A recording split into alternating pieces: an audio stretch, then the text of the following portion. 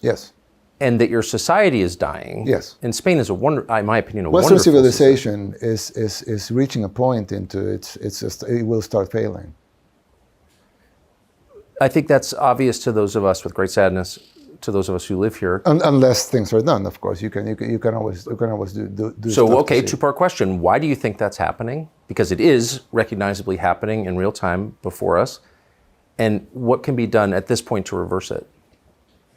Well, everything erodes and degrades. I mean, that's, just the laws of nature. Yes. I mean, we do, that's why we die. We age and we die. Yes. I mean, you can slow it, right? You can, stay fit, diet. Yeah. But you eventually going to age and die. You cannot avoid that. Same happens with anything, infrastructure. I had an argument with at the beginning of the government. I had an argument with my Ministry of Public Works, my Minister of Public Works, because there was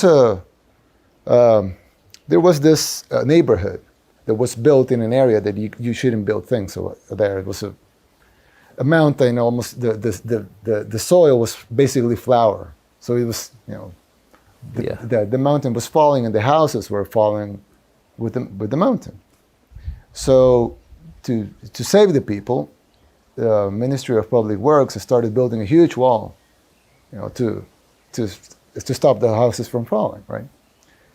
So they were building this huge wall, and of course I can't micromanage everything. So when I saw the wall being built, I called my minister. I said, "What are you doing?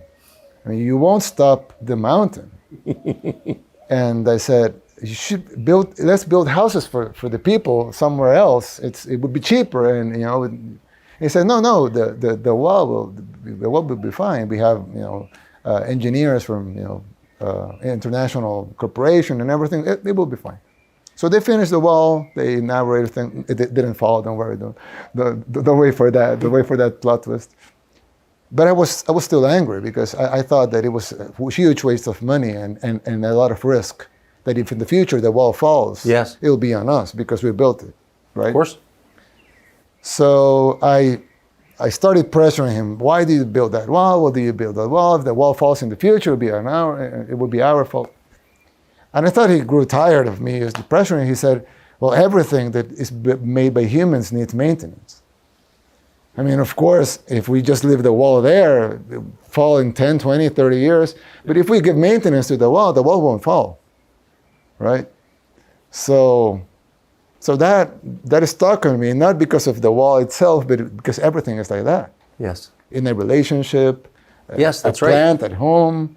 I mean, everything. I mean, your haircut. You need, if you want to maintain it, you need to spend time and resources and effort in maintaining it. So Western civilization, because civilization goes like this. Yes. So Western civilization reached the peak. I cannot point exactly where the peak is. It's like timing the market, right? Yes. I'm gonna buy in the bottom and I'm gonna sell at the top. Nobody can do that, right? And so I don't know exactly where was the peak, but we can all agree that we're in the decline. Yes. So that is happening because we're not giving the correct maintenance to the civilization. Why? What made the West the leader in the world at the time we're living right now? What caused that to happen? A lot of things, like importing the scientific process, started developing science. Yes. Focusing, putting a lot of money into art, into science, into trying to build the best things and as fastest and as best and as great as possible, and importing wisdom and technology and trying to develop new technology and trying to but suddenly when you get wealthy, happens with families too. Yes, it does. Then people probably get spoiled, or they get I want more things. I want that. I want this. You have to provide me that. And politicians. The problem. I mean, democracy is great, right? The U.S. has proven that democracy can work.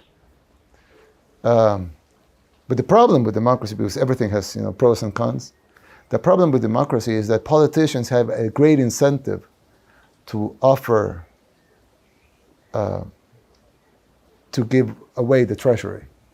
Yes. So if I say, no, I'm going to keep the treasury, it's because we might need it, for an emergency or something, nobody would like that. People would like, oh, I'm going to give away the treasury. So they would vote for him. Then another politician will, you know what, I'm going to give the treasury plus another treasury. So we're going to go into debt, right? Everybody will say, great, let's receive more money from the treasury. And when I say treasury, I mean, anything, building stuff, giving free stuff, sending checks to people. COVID relief. Yeah, exactly, getting, a stimulus, whatever. So the politicians have the incentives of, just giving away the treasury and entering huge amounts of debt. And that doesn't not only destroys the structure of the government, but it also destroys the structure of society.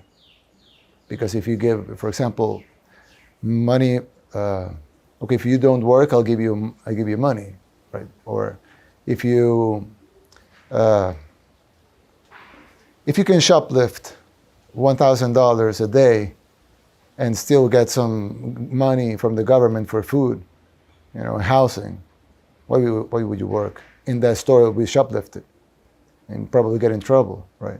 So the incentives are wrong, but it's not only because, maybe they are, but I'm not going to go into conspiracy theories, but it's not only because there are evil politicians, there are evil people planning everything, which might be the case, but I won't go into that. But just because things, the incentives are wrong. Yes. So even a normal, not evil politician has the incentive to give away the treasury because he needs the votes. He needs to be elected. That's what he needs, right? He needs the votes. It's the nature of the system. Yes, it's the nature of the system. So the problem is that democracy works. Nobody can say it doesn't because it worked in the United States, right? But if you don't give maintenance to the system, it will fall like the wall if you don't give maintenance to it. Because the same system will degrade itself. So what you're having right now is a huge erosion of Western civilization. So we have governments pandering to their bases, to their ideology because they mobilize the vote or whatever, looking at what will happen in the election, what we can do to get more votes in the election. I don't want to get into U.S. politics because it's not my. But yeah, well, so we have this huge voter group. Let's give them something to get their vote. Let's give them, $100,000 each. It makes sense, right? To get their votes. But it doesn't make sense for a country. Why would you give $100,000 to each member of a voting group? Right? It should be illegal, but it's not because who makes laws, right? It's the government. So the system is eroding, and if the maintenance team doesn't go in and fix all the things that have been, degrading the last 50, 70 years, it will eventually fall. So if the West doesn't continue to maintain its systems, which you have said, I think correctly, have worked really well for a couple hundred years, exactly. They will degrade just like anything else made by human hands. Yes. If you don't maintain it, it will fall, like your house. The question is, does anyone in the West, do its leaders have the will to fix the system that is clearly failing? Do you think that will happen? And if it doesn't, what is the message about democracy to the rest of the world? Well, the fun thing about anything, about any concept like democracy, that it works until it doesn't, right? Right, that's right. It happened with monarchies, it happened with right. anything, right? They say things like, we have to separate religion from state. It worked. It really worked. But it also worked religion with the state at their time. Yes. So very well. Yes, very well, until it didn't. Right. So the thing is that things work until they don't, right? So the problem is not democracy. It's not the concept of democracy. The concept of democracy is great. Imagine the power of the people. Why would the people have the power to decide their own things? It's like the most. I really like the concept, yes. and it's not only a theoretical concept like communism, right? It works. Democracy has been proven to work. George Washington could have been a king if he wanted to. Yes. He could have been King George the First, right? Yes. But he decided, well, not he, but the founding fathers decided that the United States would be a democracy, right? And it worked. Nobody can say it didn't. It worked. But so the fact that democracy appears to not be working, I don't think it's because the concept doesn't work, like church separated from a state or church conjoined with the state. Yes. It's just that things work until they don't. So the problem, I think, is not the concept of democracy itself, but the state of the democracies in the world right now. Have we reached the end of the democratic period? I don't know, but it's maybe the beginning of the end. If a huge maintenance team doesn't come and fix things. It's like, this is not about geopolitics or anything. I'm not going to even mention the countries. But I saw, somebody showed me the 600-meter railway that was built in California. And it cost like, $15 billion, something like that, to build the 600-meter piece of railway that they were building. It's a lot per meter. Yes. So, you cannot go on. It's like obvious. It's like somebody eats too much, right? You can be a little fat, right? It's fine. But then if somebody's morbidly fat, somebody will come and say, okay, you have to stop, right? Because your heart can't take it anymore, right? You have to stop. Or somebody that drinks, I don't drink, but if somebody drinks, the doctor might say, your liver can't take that anymore. Look at your liver, how it is right now. Or the lungs for a smoker, whatever. When you see things like that, 600 meters of railway, $15 billion, 10 years, there's no other possible diagnosis. You have to stop that fast now, because if not, the decline is inevitable. It's inevitable. It's already there. It's not like I'm telling you, I foresee. No. It's there. It's $15 billion to make a 600-meter piece of railway that's not even working. In 10 years, the Empire State was built in a year. 1 year, they built the Empire State. Things were working, right? I don't know how were things back then. I don't know, but they built the Empire State in 1 year. What happened with the World Trade Center Freedom Tower? They was changed the name that later to World Trade Center. How long did it take? Forever. Yeah. And it was, the whole country united to build it. There was no budgetary, I know it was private, but it was if it needed budgetary, it was not a problem of budget or investors willing to pour money on it or engineers. Why would it take over a decade to build something that was so significant for the whole country?